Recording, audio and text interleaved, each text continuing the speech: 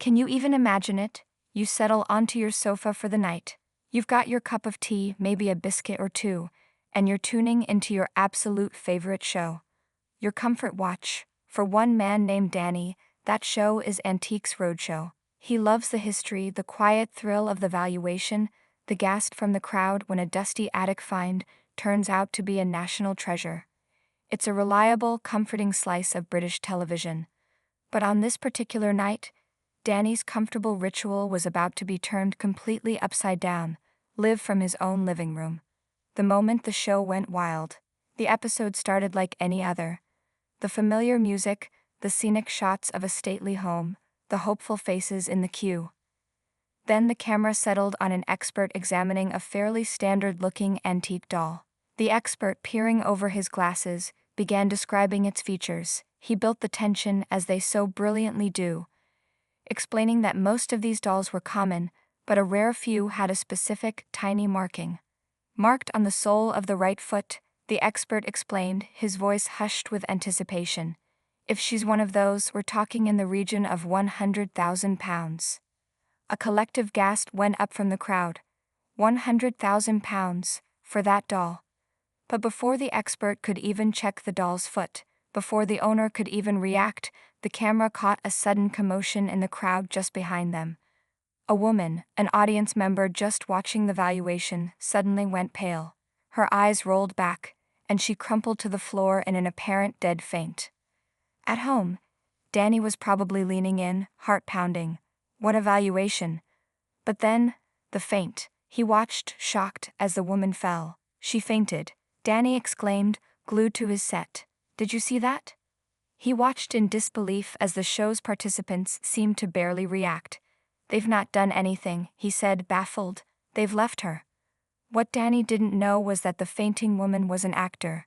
The expert was in on it. The doll's owner was in on it, and the entire episode, it was a giant, elaborate setup by comedian Michael McIntyre for his big show. And the target was Danny. This is not right. The prank was the brainchild of Danny's own wife, Pauline. Knowing her husband was the world's biggest Antiques Roadshow fan, she had secretly conspired with Michael McIntyre to give him the shock of his life. The Antiques Roadshow episode Danny was watching was a complete fabrication, filmed just for him, and the items? They were sourced from the one place Danny would be sure to recognize them, his own house. The doll that supposedly started the commotion, it was Danny's. As the fake episode continued, Danny's shock turned to pure, unadulterated confusion. The next item up for valuation was a vintage flask, a very specific, familiar-looking vintage flask. Danny probably squinted at the screen. That looks just like, wait a minute. He would have looked over at his own shelf, or wherever he kept his flask, and back at the TV. His brain was likely doing mental somersaults. How could this be? But the team was just getting started. Next up, a pair of tankards. Exactly like the ones Danny owned. Then, in a moment of pure comic genius, they brought out an exercise bike for valuation. An item so mundane, so out of place, that it shattered any remaining illusion of reality. This was the breaking point. This was the moment Danny knew something was impossibly wrong. Can we just get this right? Danny said to his wife, his mind officially blown. Let's recap here. The doll is the same, the vintage flask is exactly the same, and then the two tankards are exactly the same. He threw his hands up. This is not right.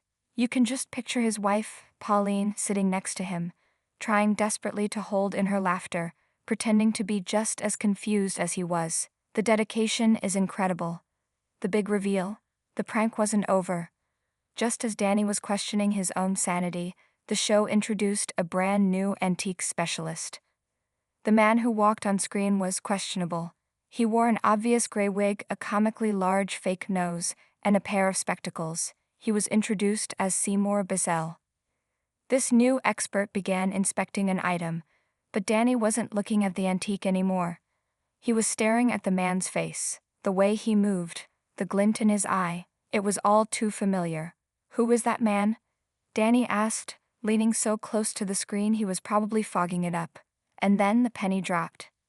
Is that Michael McIntyre? As if summoned, the expert on the screen suddenly broke character.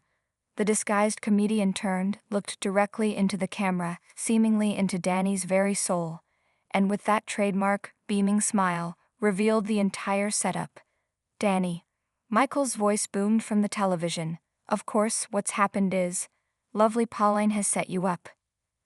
The cameras hidden in Danny's own living room captured his